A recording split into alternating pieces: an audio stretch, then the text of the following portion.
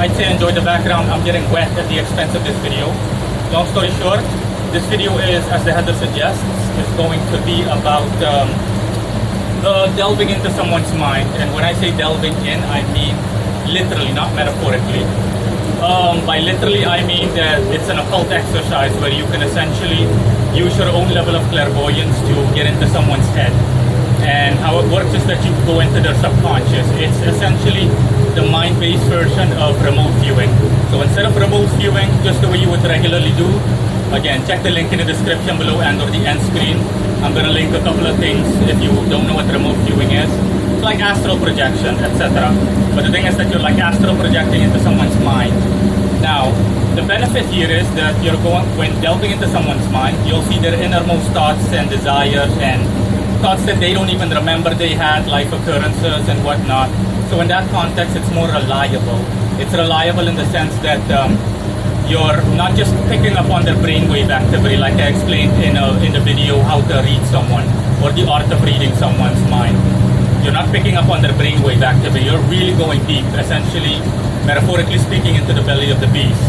Now, I've done this with 3 people. For the first person, in all honesty, again, you immediately, when doing this, the benefit is you can immediately gauge someone. Even if you've never met the person, you get a feel for what the person is like. You essentially get insight into what this individual is like. It's like, again, I'm going to link it in the description or in the end screen as well, okay? It's like the movie Cell. Essentially, imagine delving into the mind of a serial killer. Don't expect to see good things.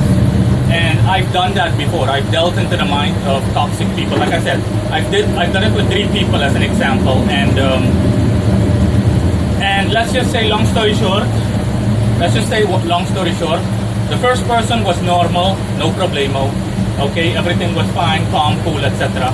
The second person, you can immediately sense trouble on the horizon. The third person was very, very toxic. With the last person, for example, when you delve into the person's deepest into the deepest corridors of that person's mind, you're immediately, it's like being in an inhospitable environment where everything or everyone wants to kill you. And you're seeing a bunch of weird images, and all of these images are symbolic. They're not to be taken literally. Sometimes they can be taken literally, but other times, if you see monsters, for example, or weird creatures, alien creatures, then it stands for essentially a negative thought or an emotion. Like fear, anguish, hatred, pain, suffering, misery, you name it. Okay. And yeah, with the first person, it was flexible, you know, because the person was a regular, relatively speaking, normal individual. So I just saw childhood memories, I saw just general wants and desires. Okay, so that is it in any case.